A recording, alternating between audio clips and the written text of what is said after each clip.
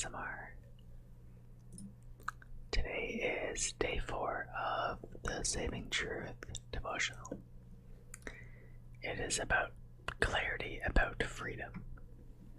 And without further ado, let us begin.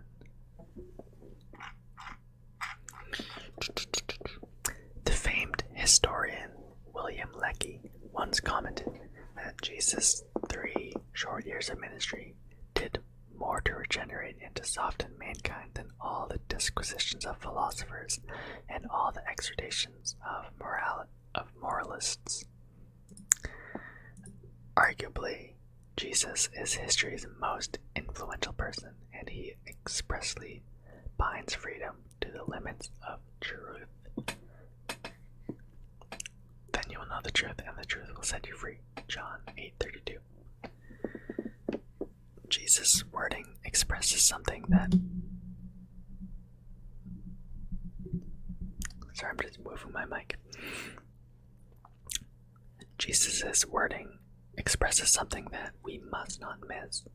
He puts knowing the truth first, then the truth will set us free.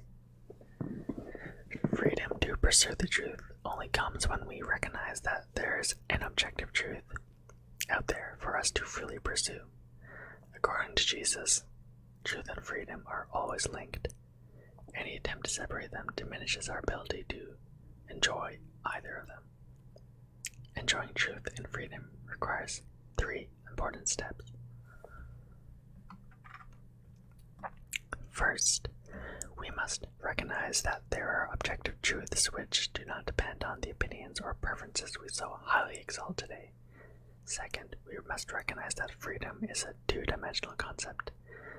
Os Guinness really makes this point in his book, A Free People's Suicide.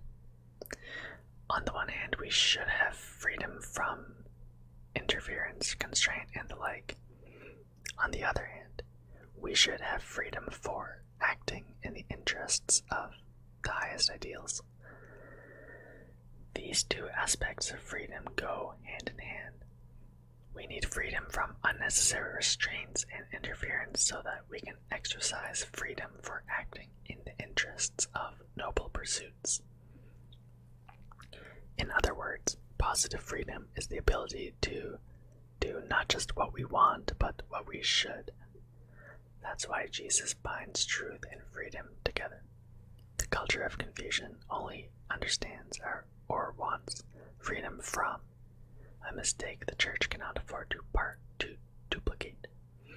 Such a shallow view of freedom doesn't inspire us to serve one another or act in each other's best interests. Galatians 5:13-15. Third, we must look to God. Clear understanding of freedom allows us to act with the sacredness of other human beings in mind. Now, we can only be sacred beings if our value comes from God, the source who transcends human opinion. As Guinness says, the only restraint that does not contradict freedom is self-restraint, which for many of us is difficult. That's why we have to depend on God. But the fruit of the Spirit is ... self-control ... Those who belong to Christ Jesus have crucified the flesh with its passions and desires. Since we live by the Spirit, let us keep in step with the Spirit. Galatians 5:22-25. Not only is God the unchanging source of freedom, but His Spirit is the font of grace from which we can draw the freedom-preserving wisdom and self-restraint that are needed in order for positive and negative freedom to work together for the good of all. Question time. Number 1. Jesus makes the astonishing statement that if He sets us free, then we will be free indeed. John 8:36. In other words, rather than claim to have the truth that sets us free, Jesus claims to be the truth that sets us free. Have you experienced this in your own life?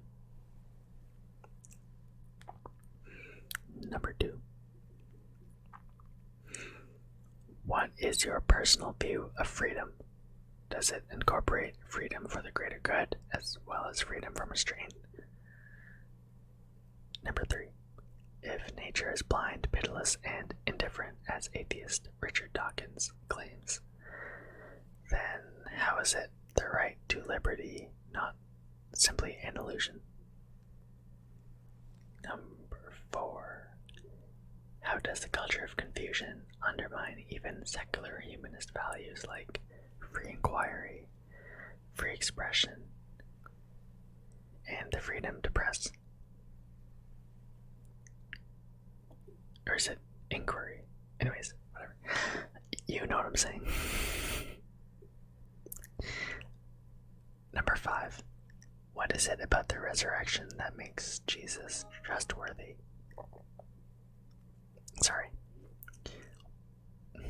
What is it about the resurrection that makes Jesus trustworthy and authenticates his claim to be the truth that sets us free? Now, Bible passages. John 8:32-36. Then you will know the truth, and the truth will set you free. They answered him, We are Abraham's descendants and have never been slaves of anyone. How can you say that we shall be set free? Jesus replied, Very truly, I tell you, everyone who sins is a slave to sin. Now a slave has no permanent place in the family, but a son belongs to it forever. So if the Son sets you free, you will be free indeed. Galatians 5:13-15.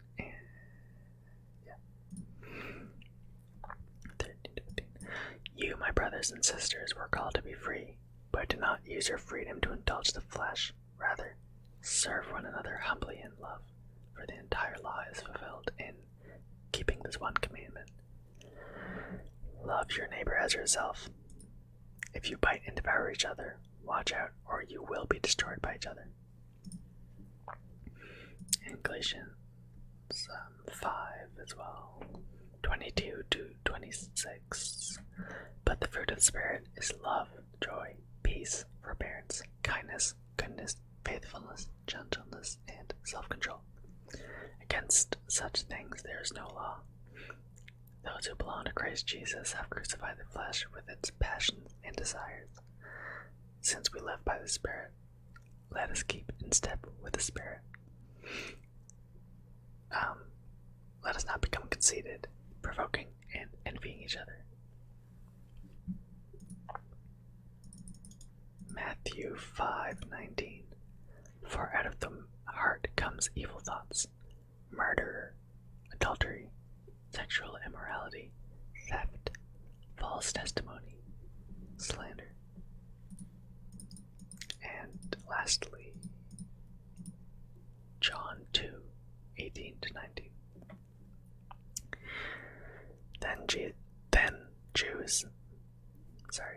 The Jews then responded to him, What sign can you show us to prove your authority to do all this? Jesus answered them, Destroy this temple, and I will raise it again in 3 days.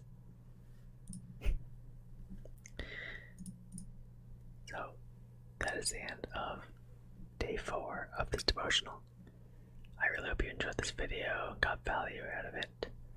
Please leave a comment with your thoughts below. Leave a like or dislike and subscribe if you feel like it would be good for you. I only want what's best for you. Anyways, see you guys later.